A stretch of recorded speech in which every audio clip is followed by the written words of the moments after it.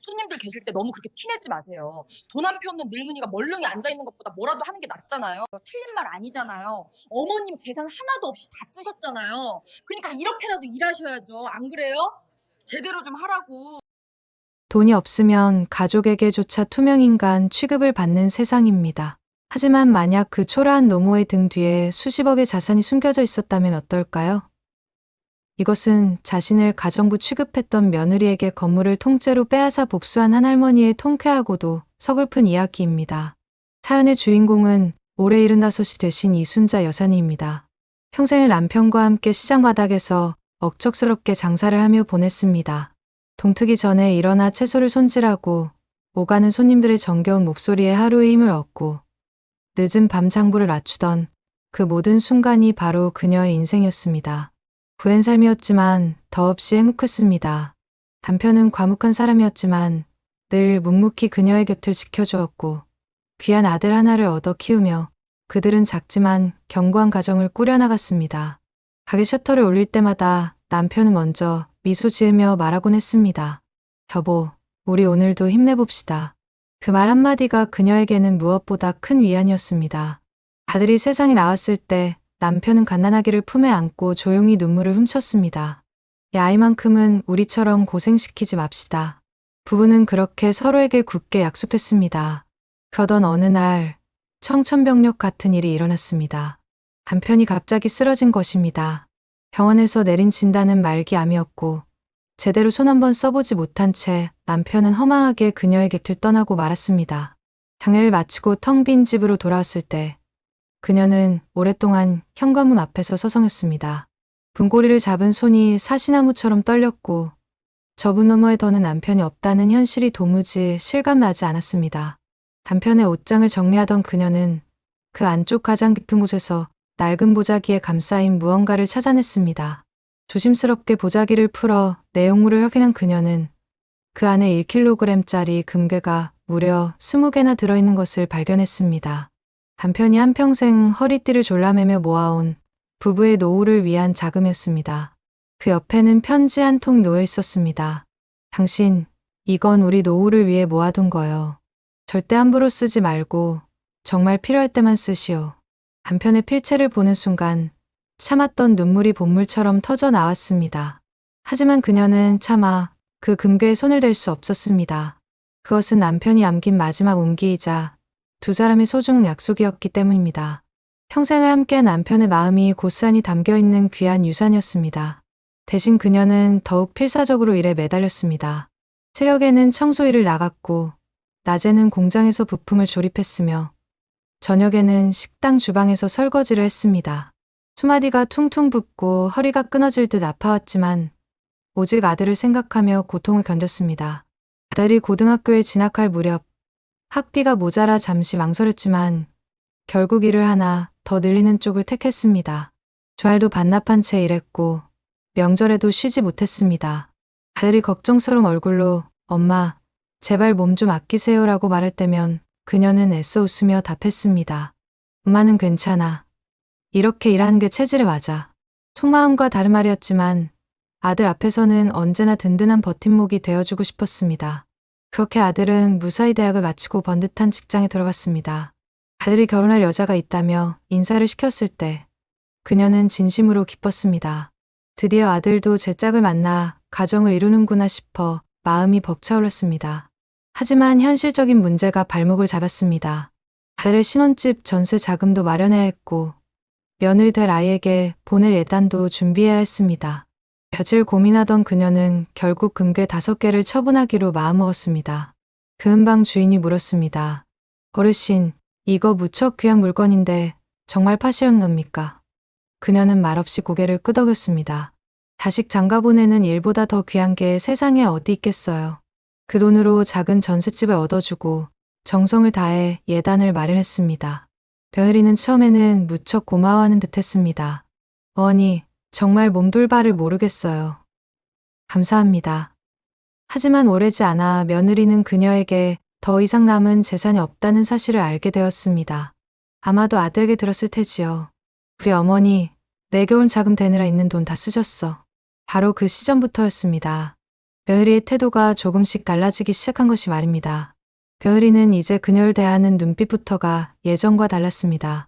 처음에는 그 말이 배려처럼 들렸습니다. 어머니, 그런 건 제가 하면 돼요 하는 말을 자주 했지만 어느 순간부터 그 말투에서 서늘한 가시가 느껴졌습니다. 그녀가 집안일을 거들려고 하면 일부러 안 하셔도 괜찮아요 라며 슬쩍 밀어냈고 손주의 옷을 손빨래 하려고 하면 그냥 세탁기에 넣으면 돼요 라며 빨랫감을 채갔습니다. 그녀는 점차 이 집에서 자신이 설 자리가 사라지고 있음을 느꼈습니다. 벼을이는 그녀가 거실 소파에 앉아있게 하도 하면 힐끔힐끔 시계를 쳐다보았고 그녀가 텔레비전을 보고 있으면 어머니, 피곤하실 텐데 일찍 주무시지 그래요? 라며 넌지시 방으로 들어갈 것을 권했습니다. 아들 얼굴을 봐서 참았습니다. 지집은 엄연히 아들 부부의 공간이니 자신이 알아서 처신해야 한다고 몇 번이고 스스로를 타일렀습니다. 밤에 홀로 방에 누워 어두운 천장을 보며 생각했습니다. 혹시 내가 이 아이들에게 짐이 되어버린 걸까 하고 말입니다. 하지만 아들의 얼굴을 떠올리며 틀어지는 마음을 다잡곤 했습니다. 하루는 아들 부부가 함께 그녀를 찾아왔습니다. 벼을이가 마치 최후통첩이라도 하듯 단도직입적으로 물었습니다. 어머니, 혹시 따로 모아두신 재산은 없으세요? 그녀는 조용히 고개를 저었습니다. 너희 결혼시킬 때 다 못했지. 벼을이의 눈빛이 순간 차갑게 변했습니다. 정말요? 남은 게 하나도 없으시고요. 그녀는 마음속으로 남은 금괴를 생각했지만 입 밖으로 내지 않았습니다. 그것은 그녀의 마지막 자존심이자 먼저 떠난 남편과의 약속이었기 때문입니다. 그래, 없어. 그래도 당분간은 내가 일해서 먹고 살 테니 아무 걱정 말아라. 벼을이는 아들을 힐끗 보더니 보란듯이 한숨을 내쉬었습니다. 그러시군요. 그날을 기점으로 며느리의 태도는 더욱 냉랭해졌습니다. 그녀가 부엌에 들어서면 여기는 좁으니까 거실에 나가 계세요라고 말했고 손주와 놀아주려 하면 예, 지금 학원 숙제해야 해요 라며 아이를 데려갔습니다. 그녀는 이 집에서 점점 그림자 같은 존재가 되어갔습니다. 벼을이는 이제 숨기지도 않고 그녀를 무시하기 시작했습니다.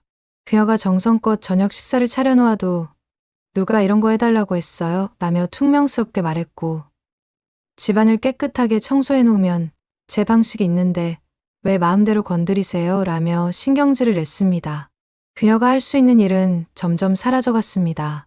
하루는 손주가 마당에서 뛰놀다 넘어져 무릎이 까졌을 때 그녀가 낙을 발라주려 하자 며느리가 비명처럼 소리치며 달려와 아이를 낚아채듯 데려갔습니다. 어머니, 제가 할게요. 손주는 할머니 얼굴을 보며 울먹였지만 며느리는 아이를 품에 안고 그대로 방으로 휙 들어가 버렸습니다. 그 순간 그녀의 심장이 쿵하고 바닥으로 떨어지는 것 같았습니다. 아, 나는 이제 이 아이의 할머니도 아니구나 하는 서글픈 생각이 들었습니다. 그날 밤 그녀는 소리 없이 울었습니다. 베개에 얼굴을 파묻고 흐느꼈습니다. 남편의 낡은 사진을 보며 나지막이 속삭였습니다. 여보, 나 너무 힘이 들어요. 사진 속 남편은 예전처럼 그저 온화하게 웃고만 있었습니다. 벼을이의 무시는 날이 갈수록 심해졌습니다. 어느 날 아침, 식탁에 그녀의 숟가락과 젓가락이 놓여 있지 않았습니다. 벼을이에게 묻자 제가 깜빡했네요 라며 무심하게 툭 던져주었습니다. 하지만 그것이 실수가 아니란 것을 그녀는 직감할 수 있었습니다. 벼을이는 마치 그녀가 그 자리에 없는 사람이냐 아들과 손주만 살뜰히 챙겼기 때문입니다. 또 어떤 날은 냉장고에 넣어둔 그녀의 밑반찬이 감쪽같이 사라져 있었습니다. 어머니 반찬, 날이 더워서 상한 것 같길래 버렸어요. 벼을이의 변명에 그녀는 아무런 대꾸도 할 수 없었습니다. 아들은 언제나 아내의 편이었습니다. 엄마, 저 사람도 집안일하느라 힘드니까 엄마가 좀 이해해줘요. 그녀는 속에서 우라가 치밀었지만 꾹 참았습니다.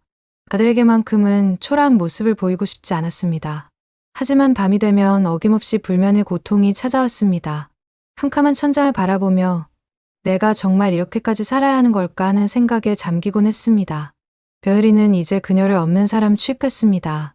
손주의 친구들이 집에 놀러왔을 때 그녀가 아이들에게 인사를 건네려 하자 며느리가 황급히 그녀의 앞을 가로막았습니다. 늘 노는데 방해되니까 방에 들어가 계세요. 그녀는 조용히 자신의 방으로 들어가 문을 닫았습니다. 문 밖에서는 아이들의 해맑은 웃음소리와 며느리의 다정한 목소리가 들려왔습니다. 하지만 그 행복한 공간 어디에도 그녀의 자리는 없었습니다.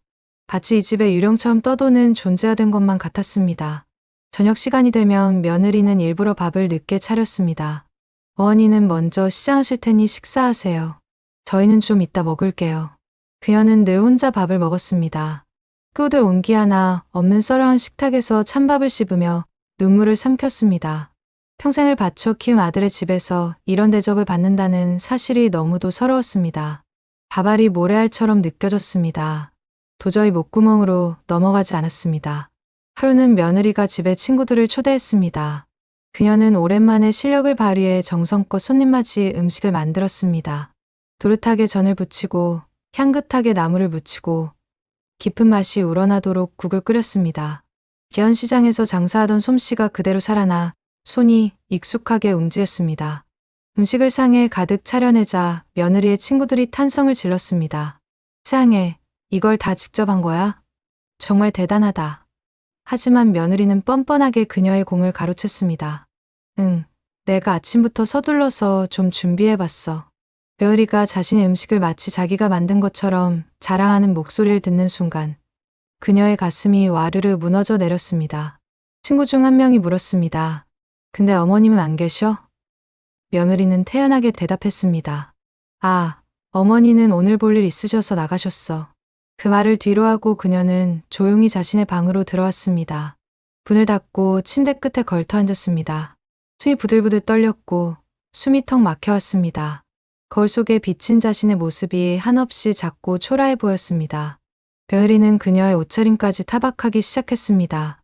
어머니, 그 옷은 너무 촌스럽지 않아요? 외출하실 땐 제발 신경 좀 쓰세요. 그녀가 입고 있던 옷은 남편이 세상을 떠나기 전 마지막으로 사준 것이었습니다. 밝고 해졌지만 그녀에게는 그 어떤 비싼 옷보다 소중했습니다. 이게 몸에 익어서 편하단다라고 말하자 며느리는 비웃음을 흘렸습니다. 편하다고 아무거나 걸치시면 어떡해요. 저희 체면도 좀 생각해 주세요. 체면. 그 한마디가 비수처럼 그녀의 가슴에 박혔습니다. 그녀의 존재 자체가 며느리에게는 체면을 깎아먹는 흠이었던 것입니다. 며느리 친구들이 와 있을 때도 공개적으로 망신을 주었습니다. 어머니, 신발 좀 신발장에 가지런히 넣어두세요. 손님들 오셨는데 보기 안 좋잖아요. 그녀의 신발은 늘 단정하게 정리되어 있었지만 며느리는 일부러 모두가 보는 앞에서 그녀를 꾸짖었습니다. 그녀는 말없이 고개를 숙이고 신발을 다시 정리했습니다. 친구들의 동정하는 듯한 시선에 얼굴이 불타는 것처럼 뜨거웠습니다. 바로 그날은 그녀의 생신이었습니다. 며느리는 친구들과 약속이 있다면서 집으로 지인들을 초대했습니다. 어머니는 왠지 모를 기대를 품었습니다. 혹시라도 자신의 생일을 챙겨주려는 게 아닐까 하는 생각에서였습니다. 그러나 그것은 안타깝게도 그녀만의 오산이었습니다. 며느리는 친구들과 한창 즐겁게 담소를 나누다 벼랑간 그녀를 호출했습니다. 어머님, 잠시 나와보세요. 그녀는 조용히 거실로 향했습니다. 며느리는 봉투 하나를 꺼내더니 그녀의 손에 쥐어주었습니다. 어머님, 생신이신데 용돈이라도 하셔야죠. 5만 원 넣어두었어요. 그 말은 친구들 모두가 들을 수 있도록 큰 소리로 했습니다. 친구들은 세상에, 며느님이 정말 대단하시네요 라며 입을 모아 며느리를 칭송했습니다. 하지만 그 봉투를 받아드는 그녀의 손은 부들부들 떨리고 있었습니다. 이것이 그녀가 받은 생일 축하의 전부였습니다. 마치 친구들 앞에서 적선을 받듯 돈을 받아야 하는 것. 며느리는 생긋 웃으며 말을 이었습니다. 어머님도 가진 돈이 없으실 테니 이거라도 요긴하게 쓰세요. 그 한마디에 그녀의 자존심은 여지없이 무너져 내렸습니다. 어머니는 고개를 떨군 채 조용히 자신의 방으로 들어왔습니다. 그날 밤 아들이 그녀의 방으로 찾아왔습니다. 그녀는 아들이 와서 자신을 조금이라도 위로해 주리라 바랐습니다. 하지만 아들의 입에서 나온 말은 전혀 예상 밖의 것이었습니다. 엄마, 아내한테 고맙지 않아요? 생신이라고 용돈도 챙겨주는데. 그녀는 기가 막혔습니다.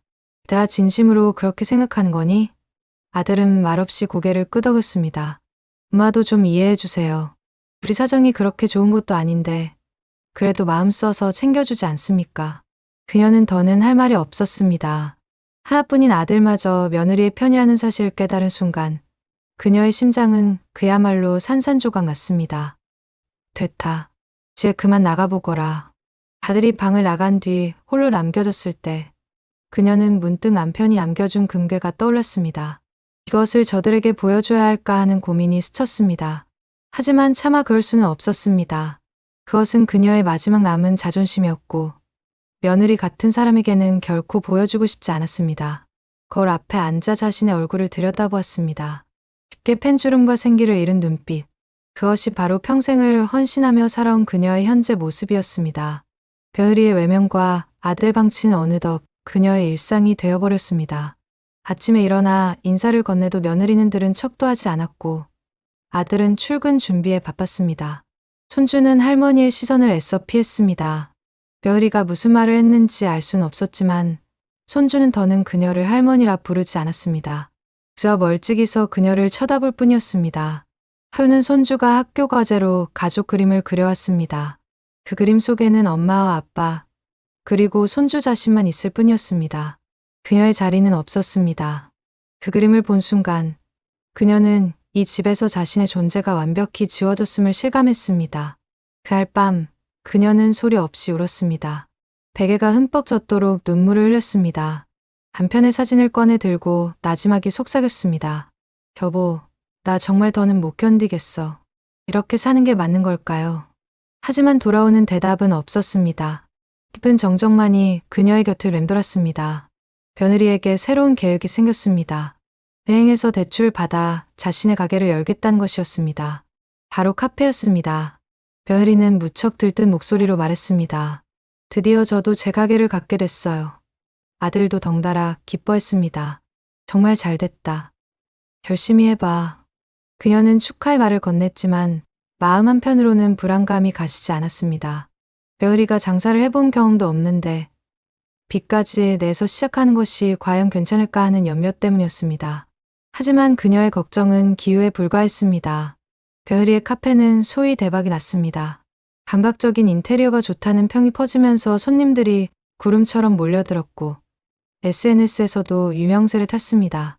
며느리는 온종일 가게에 매달렸고 아들 역시 퇴근하면 가게 일을 도왔습니다. 집에는 늘 그녀 혼자뿐이었습니다. 손주마저 학원에 가고 나면 텅 빈 집에서 그녀는 TV를 보며 시간을 죽였습니다. 사무치게 외로웠습니다. 너무나도 쓸쓸했습니다.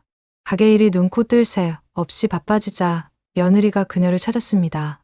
어머님, 가게 일 좀 도와주실 수 있으세요? 그녀는 그 순간 반가운 마음이 들었습니다. 드디어 나를 필요하는구나 하는 생각이었습니다. 하지만 그것은 또 다른 착각의 시작이었습니다. 며느리가 바란 것은 그녀의 진정한 도움이 아닌 묵은 노동력이었습니다. 설거지랑 청소 같은 것 좀 부탁드릴게요. 손님이 너무 많아서 도저히 감당이 안 돼요.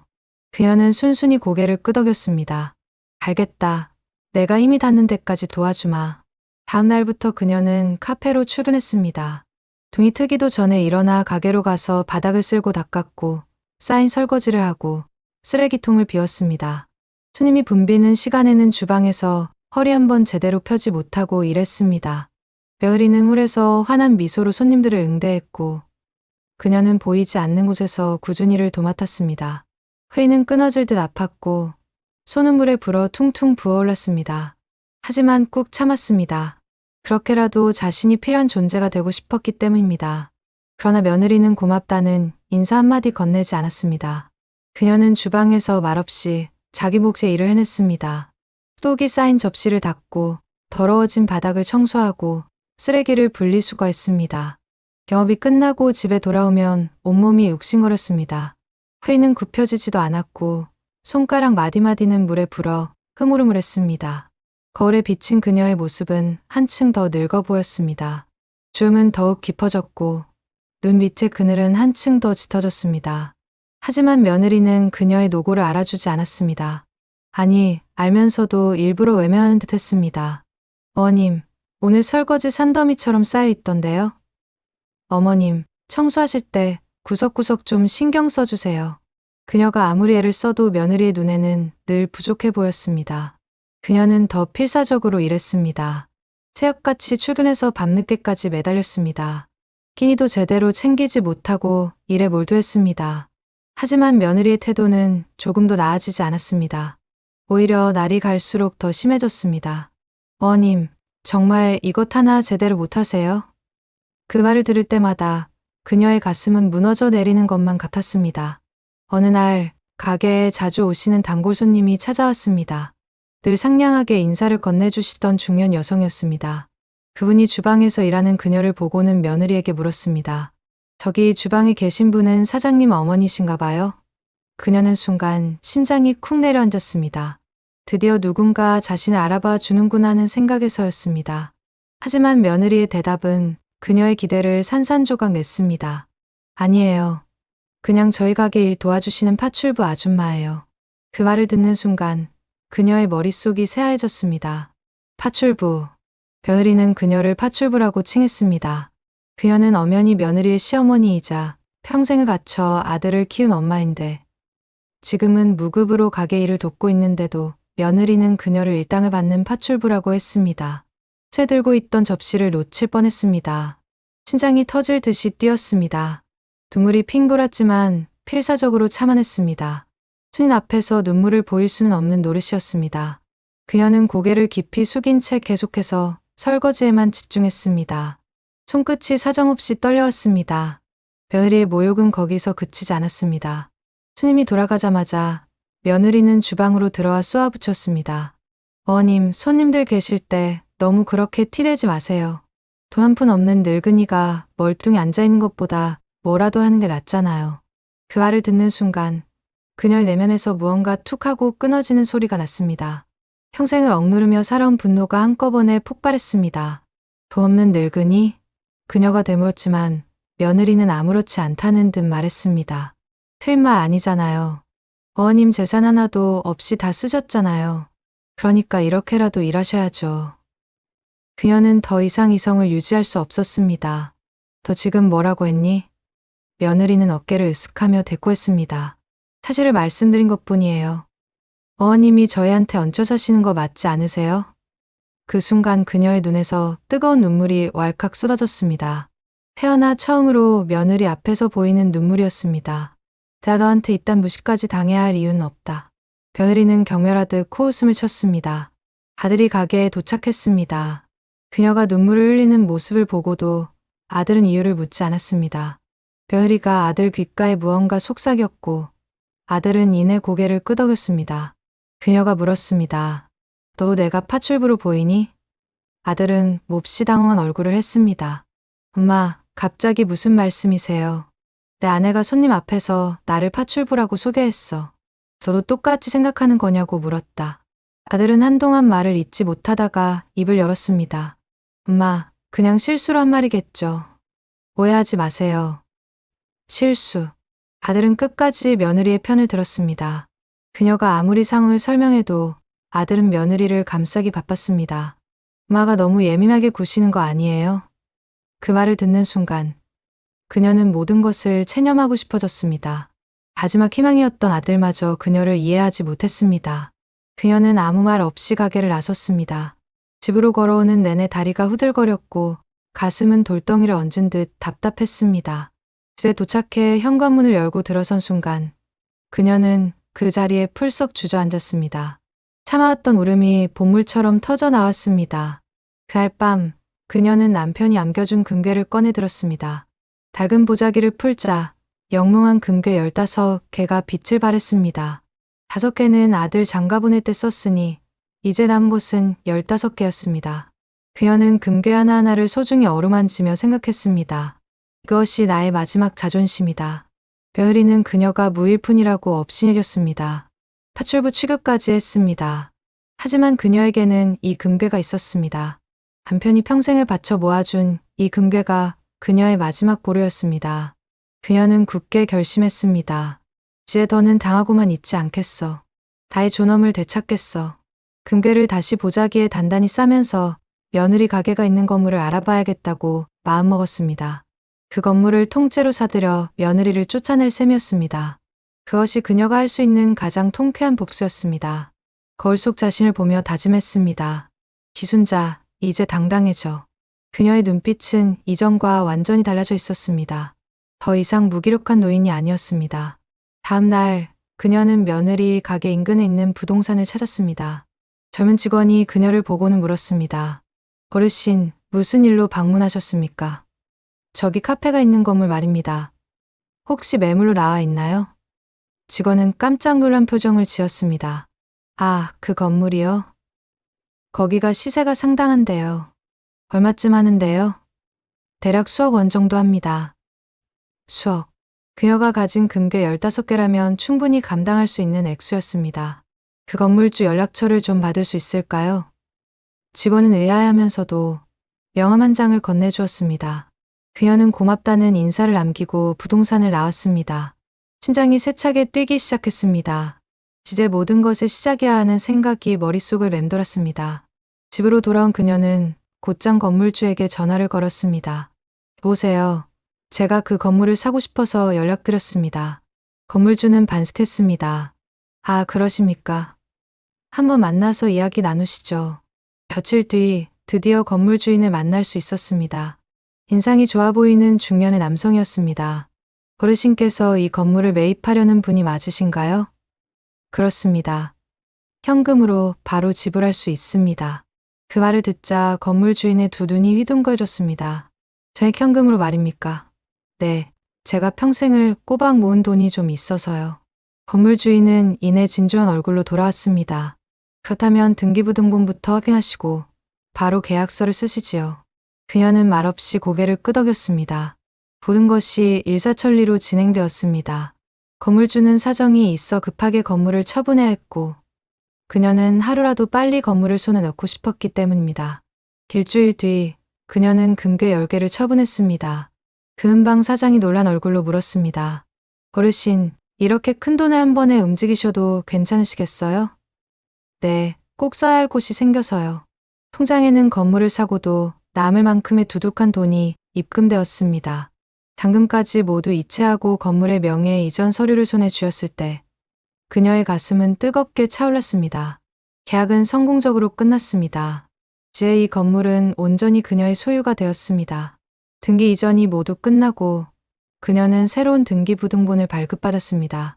그 서류 위에는 바로 이순자 여사님, 그녀의 이름 석자가 또렷하게 새겨져 있었습니다. 그녀의 심장이 세차게 요동치기 시작했습니다. 마음속으로 결국 내가 해냈구나 하고 되뇌었습니다. 하지만 이 사실을 며느리는 까맣게 모르고 있었습니다. 며느리는 여전히 그 건물에서 가게를 운영하며 1년짜리 임대 계약에 묶여 있었습니다. 계약 기간이 절반쯤 지났으니 앞으로 6개월만 지나면 재계약을 해야 할 시점이었습니다. 그녀는 바로 그때를 노리기로 했습니다. 아무도 눈치채지 못하게 조용히 며느리에게 복수의 칼날을 겨눌 그날만을 손꼽아 기다렸습니다. 집에서는 아무 일도 없는 척 평소와 같이 행동했습니다. 며느리가 자신의 없는 사람 취급해도 묵묵히 견뎌냈습니다. 어머니, 오늘 가게 안 나오실 거예요? 그래, 오늘은 컨디션이 영 별로구나. 며느리는 일말의 관심도 보이지 않았습니다. 가서 푹 쉬세요. 그럼. 하지만 그녀는 남몰래 미소 지었습니다. 조금만 더 기다려라. 내가 내 앞에 무릎을 꿇게 될 날이 머지않았으니 그녀는 거울 속 자신을 보며 이제 정말 얼마 남지 않았다고 속삭였습니다. 시간은 쏜살같이 흘러 어느덧 재계약 시점이 코앞으로 다가왔습니다. 며느리는 변함없이 가게 운영에 매진했고 장사도 제법 잘 되는 편이었습니다. 며느리의 얼굴에는 자신감이 넘쳤습니다.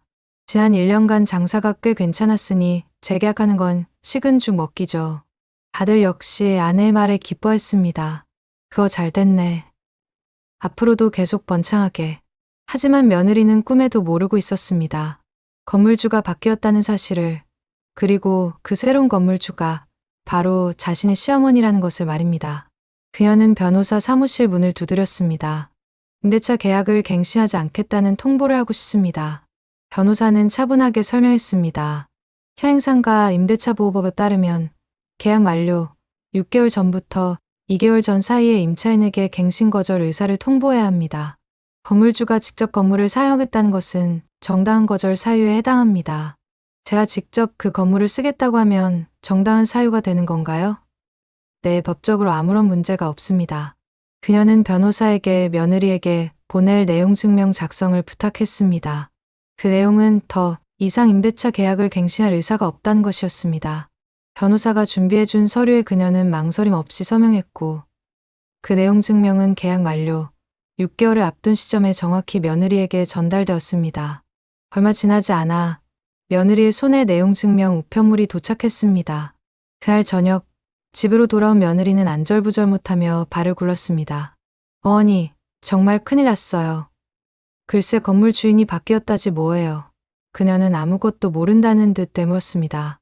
그래, 주인이 바뀐 게 뭐 그리 큰일이라고 그러니? 새 건물주가 재계약을 안 해주랬대요. 6개월 뒤에 당장 가게를 빼라는 거 있죠. 며느리는 그야말로 공황 상태에 빠진 듯 보였습니다. 손에 든 내용 증명을 부들부들 떨고 있었습니다. 아들 또한 당황한 기색이 역력했습니다. 아니 그게 무슨 말이야? 지금 장사도 잘 되는데 갑자기 왜? 며느리는 울먹이며 말했습니다. 저도 몰라요.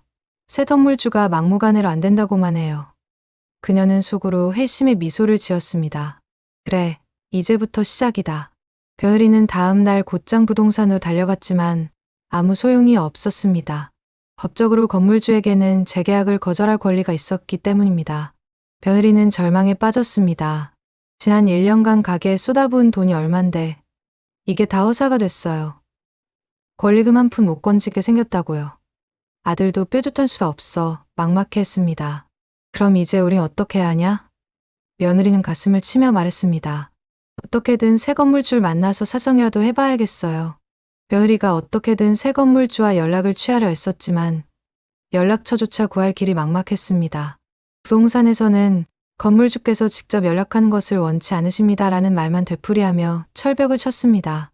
며느리는 시간이 갈수록 초조해졌습니다. 제자 어떤 사람이 건물을 산 건데 이렇게까지 하는 거죠.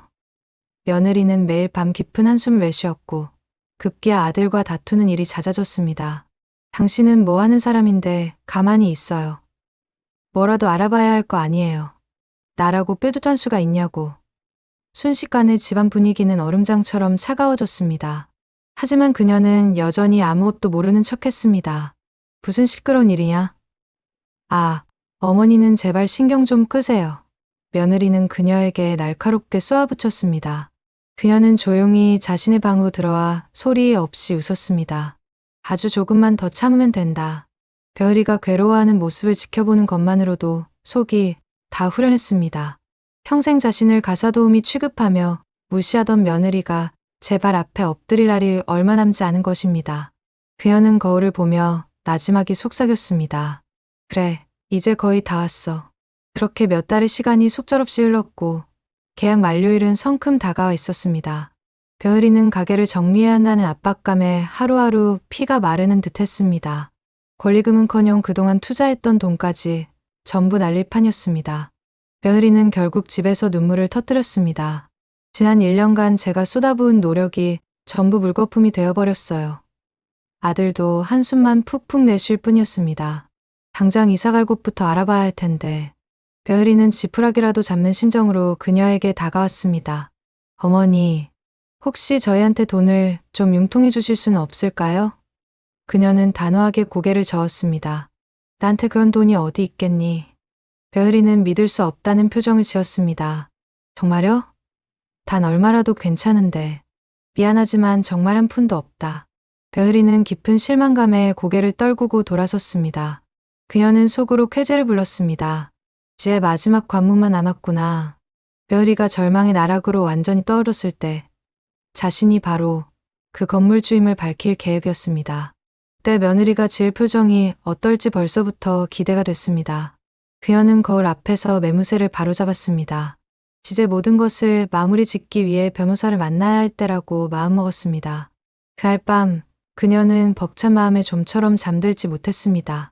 머지않아 이 모든 상황이 끝날 것이었습니다. 며느리에게 자신이 건물주라는 진실을 밝히고 그녀를 완벽하게 굴복시킬 것입니다. 평생 가슴속에 맺혔던 응어리를 드디어 풀어낼 수 있게 된 것입니다. 그녀는 서랍 깊숙한 곳에서 남편의 사진을 꺼내 들었습니다. 여보, 나 드디어 해냈어요. 우리가 아들 하나는 잘못 키웠지만 나는 끝까지 포기하지 않았어요.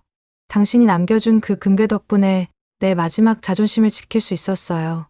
사진 속 남편은 온화하게 미소 짓고 있었습니다. 그녀는 그 미소를 보자 그만 참았던 눈물을 흘리고 말았습니다. 정말 고마워요, 여보. 당신이 곁에 있었기에 내가 오늘까지 버틸 수 있었어요. 다음 날 아침, 그녀는 평소보다 일찍 일어나 정성껏 단장했습니다. 거울에 비친 자신의 모습은 한없이 당당해 보였습니다. 그곳에는 더 이상 힘없고 나약한 노모의 모습은 없었습니다. 지의 며느리 앞에 당당하게 설 수 있는 건물주가 서 있을 뿐이었습니다. 자, 이제 시작해볼까.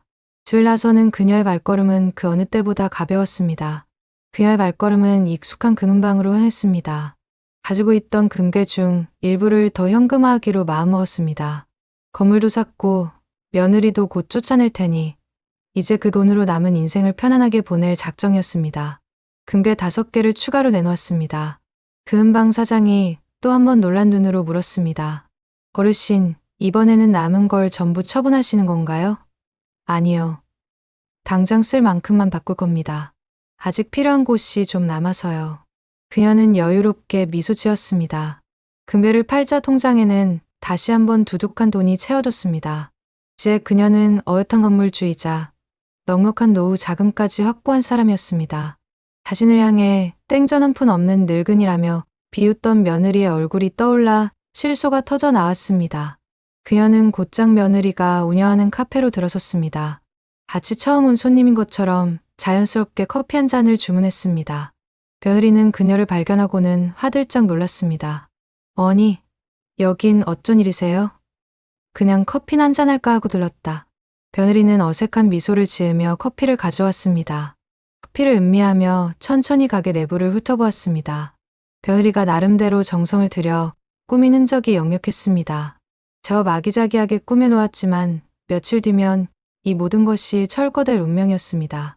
며느리가 조심스럽게 그녀의 맞은편에 앉으며 입을 열었습니다.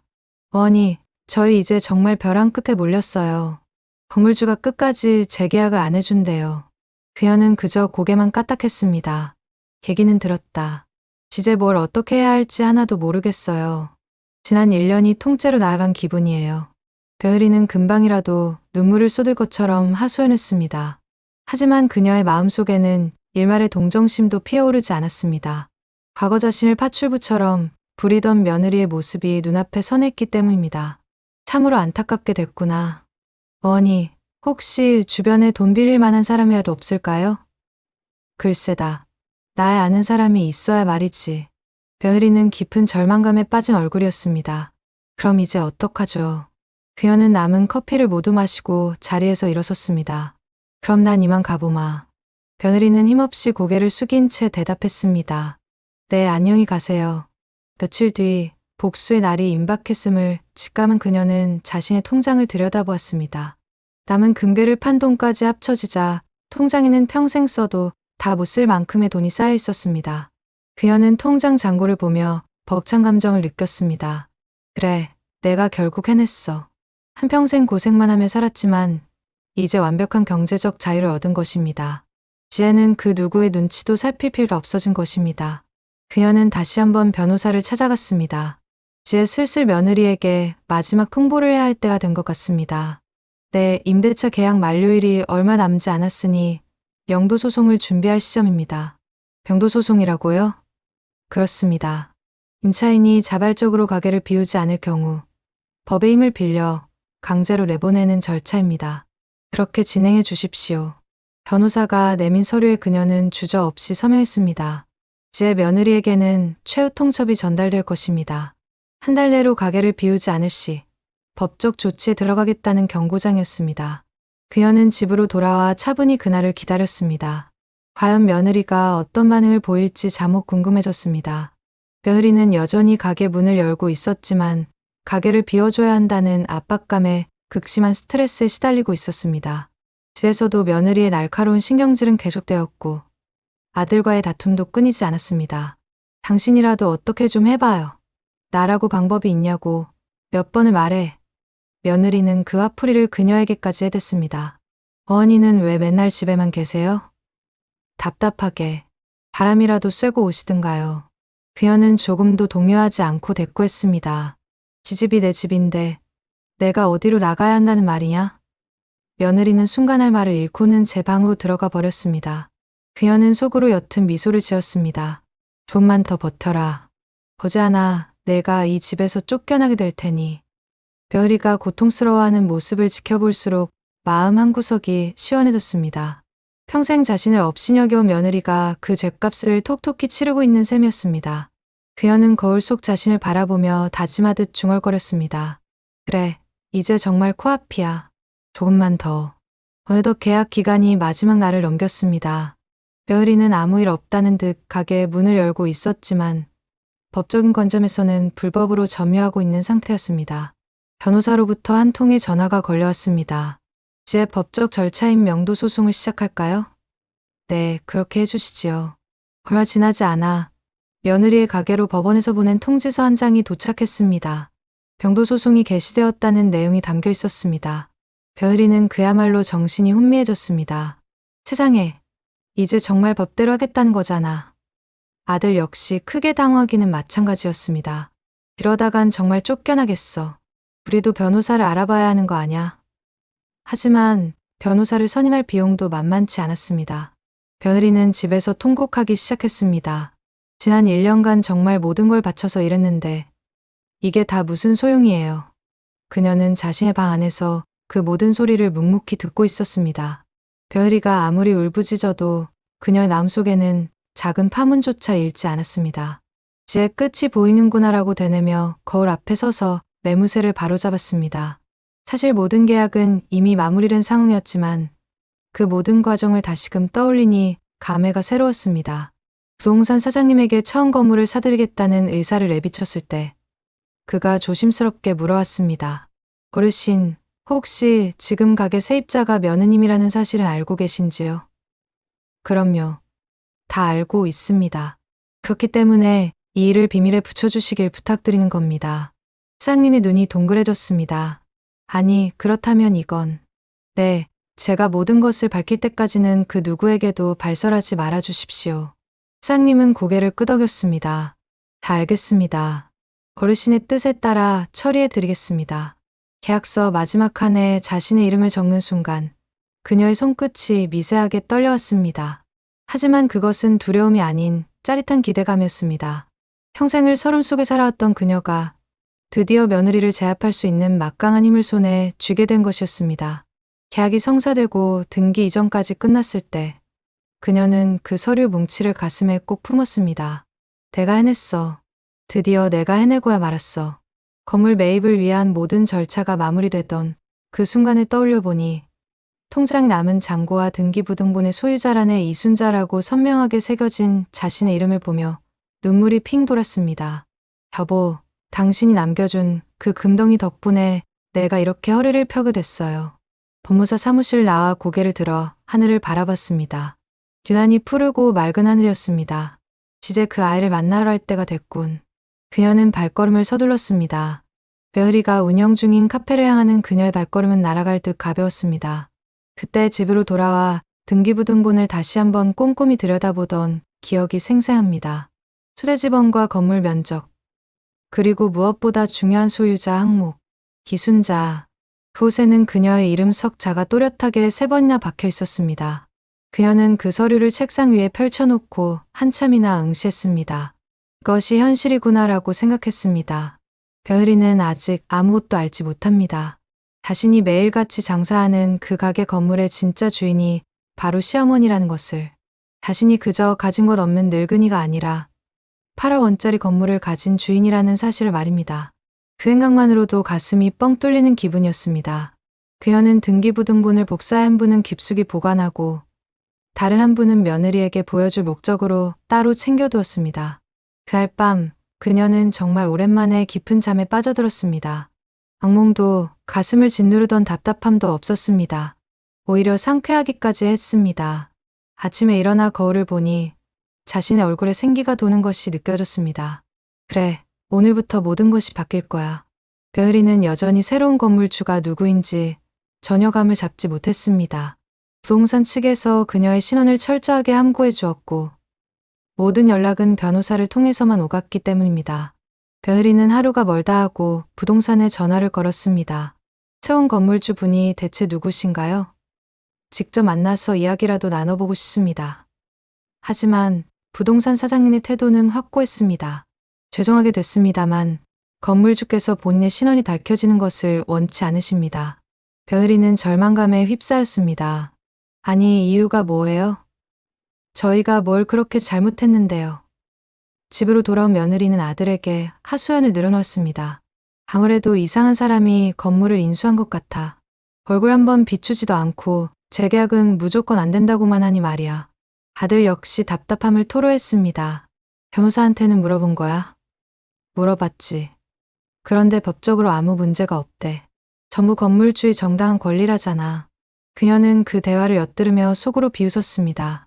좀만 더 애태워봐라. 거제하나 전부 알게 될 테니. 고통에 몸부림치는 며느리의 모습은 역설적이게도 그녀에게 큰 위안이 되었습니다. 명도소송은 변호사를 통해 차질 없이 진행되었고 법원에 제출되는 모든 서류 역시 대리인의 이름으로 처리되었습니다. 며느리는 여전히 진짜 건물주의 정체를 알 길이 없었습니다. 그렇게 몇 달간의 법적 다툼이 이어졌습니다. 변호사에게서 전화가 왔습니다. 어르신, 드디어 1심 판결이 나왔습니다. 저희가 이겼습니다. 그게 정말입니까? 네, 임차인은 판결이 확정되는 즉시 건물을 인도해야 합니다. 이제 최종적으로 통보할 때가 되었습니다. 그녀는 가슴 깊이 숨을 들이마셨습니다.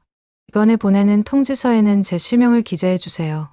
지혜는 며느리도 모든 사실을 알아야 합니다. 알겠습니다. 내일 바로 발송 처리하겠습니다. 전화를 끊은 그녀는 남편의 영정사진을 가만히 바라봤습니다. 여보, 이제 내일이면 이 모든 지긋지긋한 일이 끝이 나요. 그 아이도 드디어 진실을 마주하게 될 겁니다. 다음 날 변호사 사무실에서 최종 통지서가 준비되었습니다. 임차인 김 씨에게 통보합니다. 본 건물의 소유주인 이순자 여사님은 귀하에게 법원 판결에 따라 즉시 건물 명도를 요구합니다. 그 문장을 확인하는 순간 그녀의 심장이 세차게 뛰기 시작했습니다. 이제 며느리는 그녀가 이 건물의 주인이라는 사실을 알게 될 것입니다. 변호사가 물었습니다. 어르신, 정말 이대로 보내시겠습니까? 며느님께서 이 서류를 받으시면 정말 큰 충격을 받으실 겁니다. 그래야만 합니다. 그것이 바로 제가 택한 방식이니까요. 알겠습니다. 금일 바로 발송하겠습니다. 내용 증명이 발송되었습니다. 며느리의 손에 닿기까지는 꼬박 하루가 걸릴 터였습니다. 그녀는 집으로 돌아와 묵묵히 그 시간을 기다렸습니다. 내일이면 며느리가 진실을 알게 될 것이고 그녀의 앞에 무릎을 꿇고 애원하게 될 것이었습니다. 이튿날 그녀는 집에서 조용히 때를 기다렸습니다. 며느리가 내용 증명을 받아들고 어떤 표정을 지을지 머릿속으로 그려보았습니다. 오후가 지날 무렵 현관문이 거칠게 열리는 소리가 들렸습니다. 며느리가 숨을 헐떡이며 집 안으로 뛰어들어왔습니다. 그녀의 손에는 내용 증명 우편물이 들려 있었습니다. 어머니, 정말 큰일 났어요. 며느리는 가쁜 숨을 몰아쉬며 말했습니다. 글쎄, 그 건물 주인이, 그 사람 이름이. 며느리는 서류를 펼쳐 보였습니다. 그곳에는 그녀의 이름이 선명하게 박혀 있었습니다. 건물 소유자 이순자. 며느리의 얼굴에서 핏기가 사라졌습니다. 이게 대체 무슨... 그녀는 조금의 동요도 없이 대답했습니다. 그래, 바로 나다. 며느리는 그 자리에 못 박힌 듯 굳어버렸습니다. 소리를 들었다 내려놓기를 몇 번이고 반복했습니다. 이게 정말로 어머니세요? 그녀는 담담하게 고개를 끄덕였습니다. 응, 나 맞아. 며느리는 쓰고 있던 안경을 벗어 눈을 비비고는 다시 서류를 들여다봤습니다. 마치 눈앞의 현실이 환영이 아닌지 확인하려는 몸짓이었습니다. 하지만 그 또렷한 글씨와 법원의 직위는 거짓을 말하고 있지 않았습니다. 건물 소유자 이순자. 며느리의 손이 사시나무처럼 떨렸습니다. 내용 증명 우편물이 힘없이 바닥으로 떨어졌습니다. 안에는 무거운 침묵이 흘렀습니다. 네, 아들의 발소리가 들려왔습니다. 곧 현관문이 열릴 것입니다. 그녀는 허리를 꼿꼿이 세우고 거울에 비친 자신의 모습을 바라봤습니다. 얼굴에는 세월의 흔적인 주름이 가득했지만 그 눈빛만큼은 그 어느 때보다 단단하고 위엄 있었습니다. 그녀는 더 이상 과거 힘없고 약한 노인이 아니었습니다. 아들이 현관문을 열고 집으로 들어왔습니다. 신발을 벗는 소리가 들렸습니다. 다녀왔습니다. 아들은 거실로 들어서던 발걸음을 우뚝 멈췄습니다. 소파에 위험 있게 앉아있는 어머니와 그 앞에 넋이 나간 채 주저앉아 있는 아내의 모습을 보았기 때문입니다. 뭐야? 지금 뭐 하는 거야? 아들이 당황한 목소리로 물었습니다. 벼을이는 떨리는 손으로 바닥에 떨어진 내용 증명 봉투를 집어 아들에게 건넸습니다.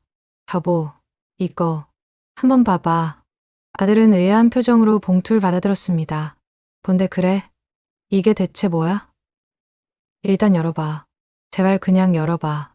아들이 서류를 펼쳐들었습니다. 그 순간 그 문서를 읽어내려가던 아들의 얼굴 역시 핏기가 가시기 시작했습니다. 벼을이는 그 자리에 얼어붙었습니다.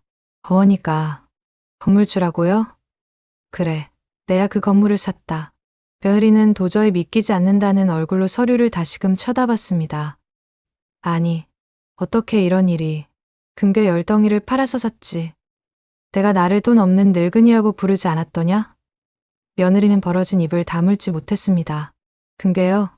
어머니한테 금괴가 있었다고요? 그래. 내 시아버지가 평생을 모아 내게 남겨준 금괴가 20덩이 있었지. 그중 5은 내 혼수 치를 때 팔았고, 10은 이번에 건물 사면서 썼고, 남은 5은 비상금으로 뒀다. 벼을이의 다리에 힘이 풀렸습니다. 소파에 털썩 주저앉으며 중얼거렸습니다. 그럼 어머니가 돈이 없으셨던 게 아니었어요?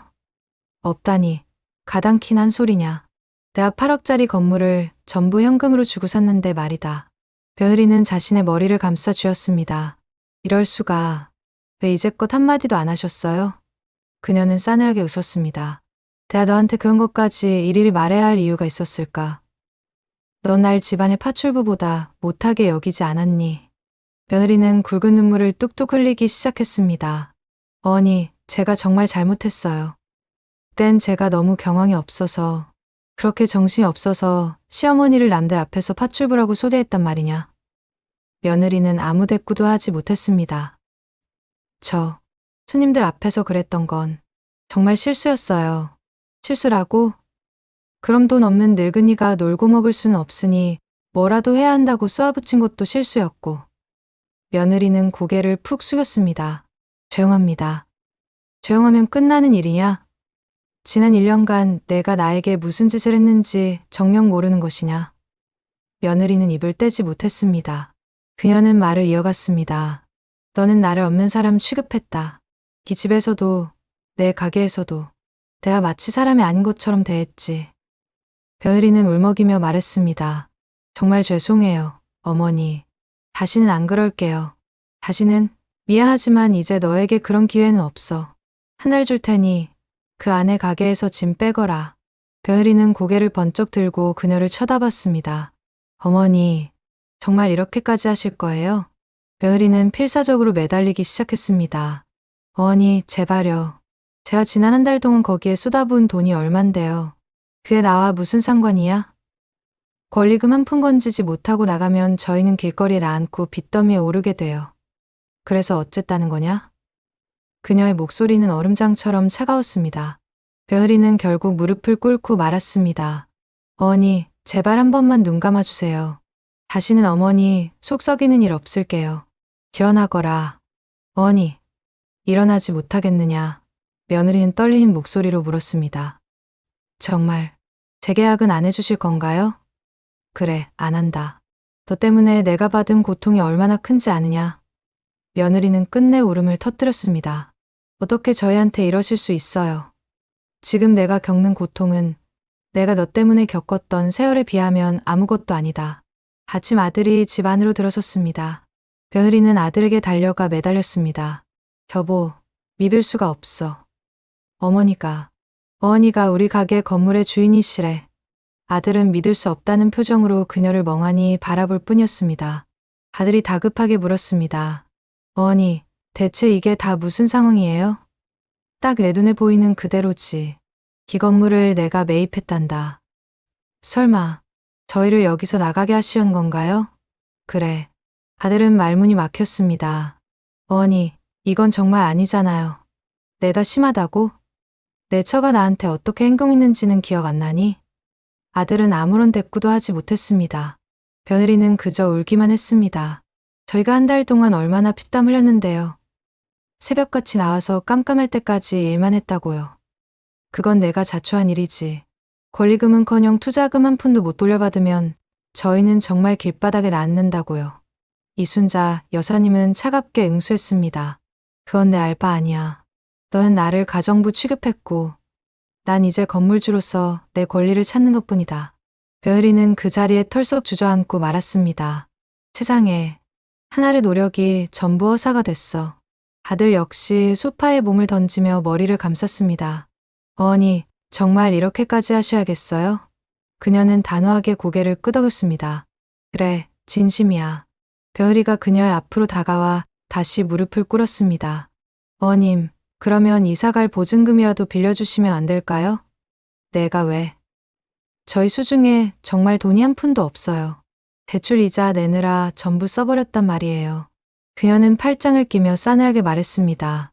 그건 너희 사정이고. 어머니, 넌 내가 빈털털인 줄 알았지. 내가 돈 한 푼 없다고 했으니까. 그래서 나를 그렇게 가정부처럼 부려먹은 거 아니니? 며느리는 울먹이며 말했습니다. 그때는 제가 정말 몰랐어요. 몰랐다고? 아니면 알면서도 일부러 무시한 거겠지. 벼슬이는 아무런 변명도 하지 못했습니다. 아들이 대화에 끼어들었습니다. 어머니, 그래도 저희는 가족이잖아요.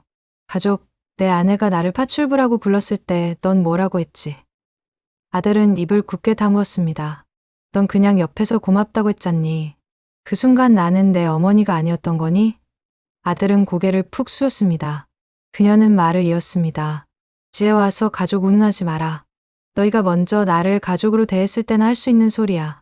아들이 불쑥 물었습니다. 어머니, 그럼 그동안 계속 돈이 있으셨던 거예요? 그녀는 아들의 눈을 똑바로 응시했습니다. 맞아. 단 평생 단 한순간도 가난한 적이 없었다. 내 아비가 평생을 바쳐 모아준 금괴가 있었거든.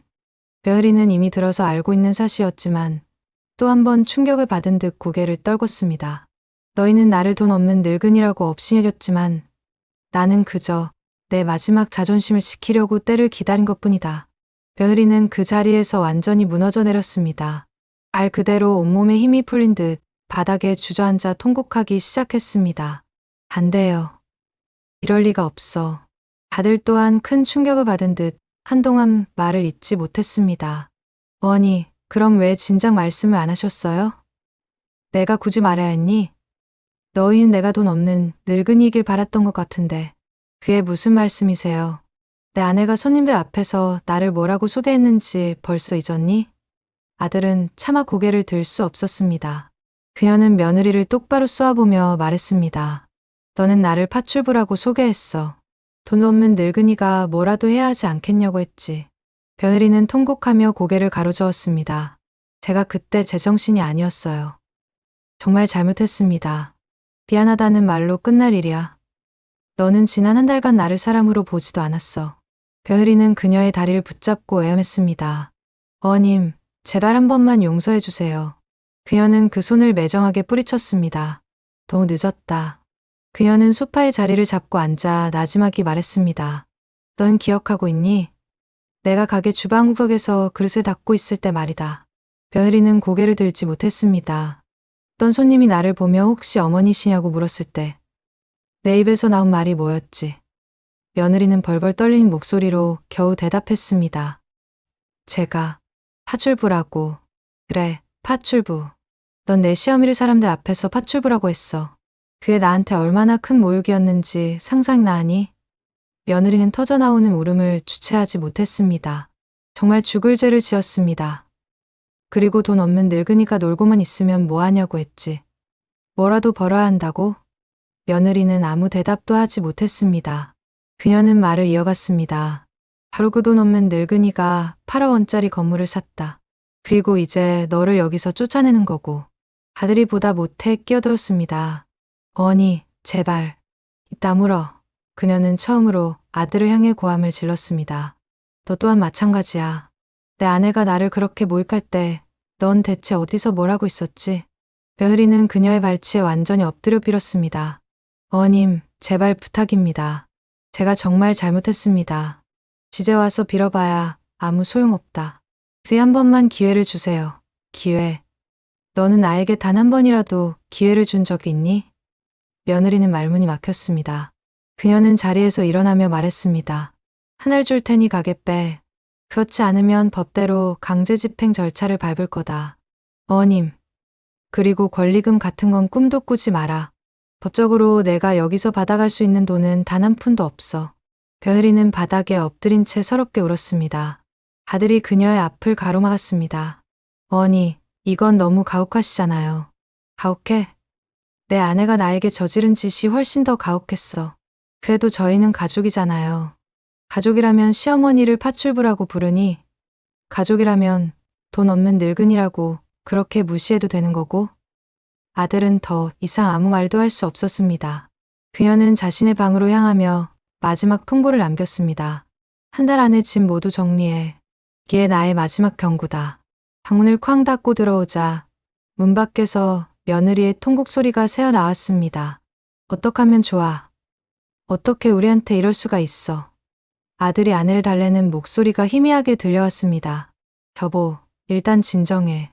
어떻게든 방법을 찾아보자. 무슨 수로 방법을 찾아. 이제 어머니가 이 건물 주인인데. 며느리의 절규가 집안을 가득 메웠습니다. 하지만 그녀의 마음은 조금도 흔들리지 않았습니다.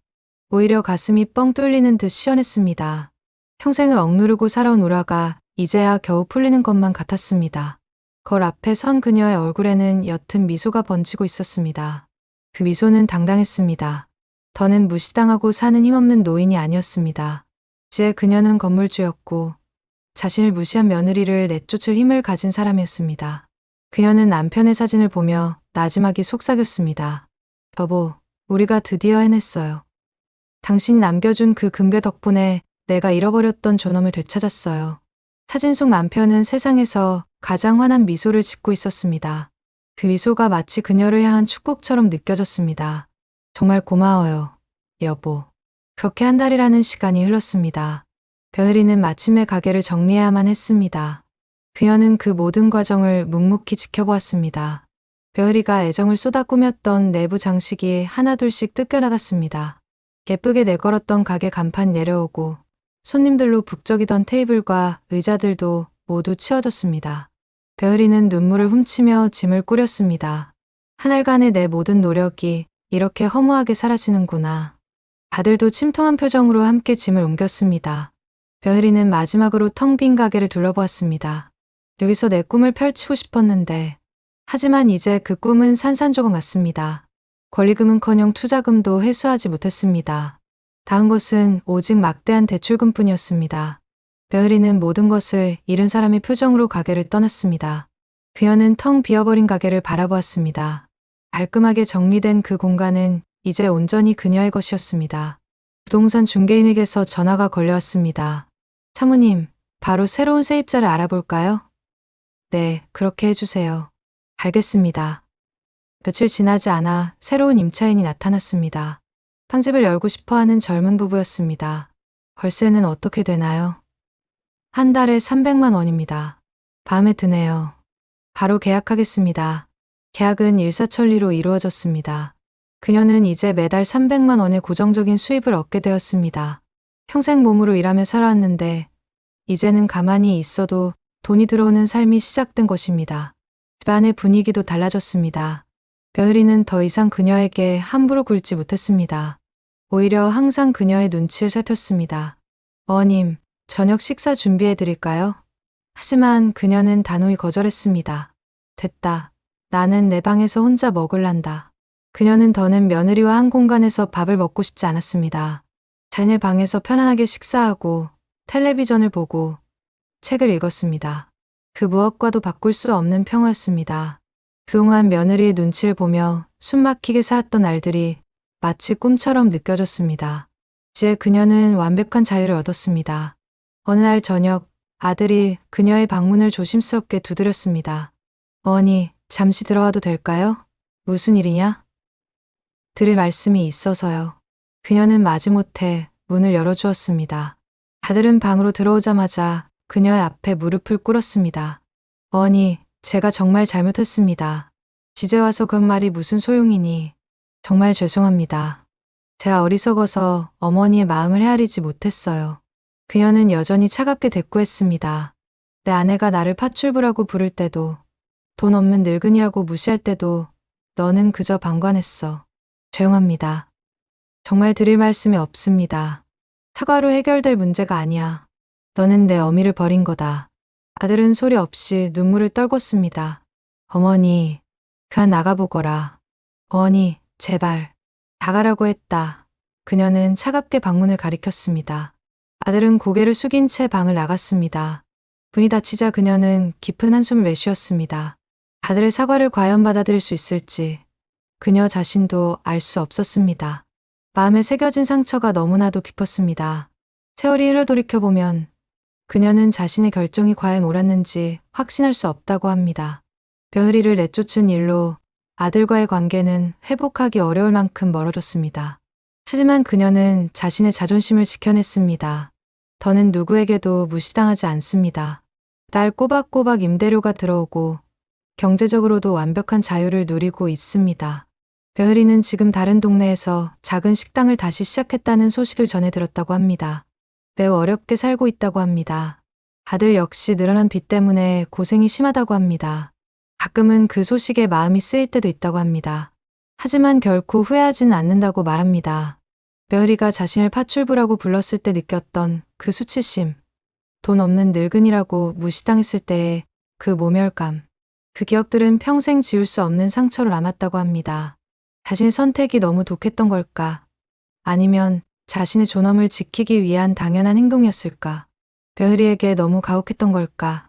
아니면 정당한 대가를 치르게 한 것일까? 사연자께서는 이 영상을 보시는 시청자분들께 묻고 싶다고 하십니다. 자신의 행동이 옳은 것이었을까요? 아니면 너무 지나쳤던 걸까요? 여러분이 같은 상황이었다면 어떤 선택을 하셨을 것 같으신가요? 결국 이순자 할머니는 남편이 안긴 마지막 유산으로 자신의 존엄을 되찾았습니다. 며느리에게는 파출부 취급을 받았지만 이제는 당당한 건물주가 되었죠. 도로 산 존엄은 과연 진짜일까요? 그리고 자신을 버렸던 가족에게 통쾌한 복수를 날린 할머니는 이제 정말 행복해졌을까요? 여러분이 생각하는 진정한 가족의 의미는 무엇인지 댓글로 여러분의 생각을 들려주세요.